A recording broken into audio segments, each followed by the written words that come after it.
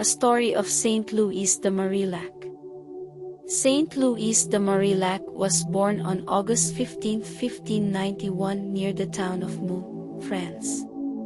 Louise received an education from the Dominican convent at Poissy and eventually discerned that she was called to religious life. After consulting her confessor concerning her plans to enter the religious life, Louise decided not to pursue this vocation. Instead, in 1613, she married Antony LeGras. Antony died in 1625 and Louise again began to think about joining a religious community.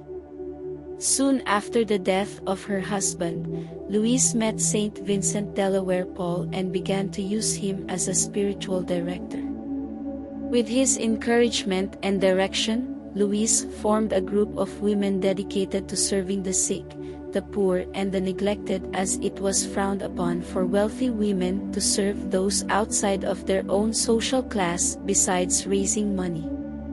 In 1642, Louise wrote the formal rule for the Daughters of Charity, and in 1655 they received formal approval from the Vatican. After forming the rule for the Daughters of Charity, Louise traveled around France forming convents and instituting the daughters as workers in hospitals, orphanages, and other institutions dedicated to helping the neglected.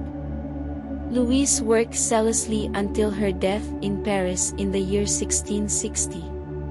She was canonized by Pope Pius XI in 1934 and was declared patroness of social workers in 1960.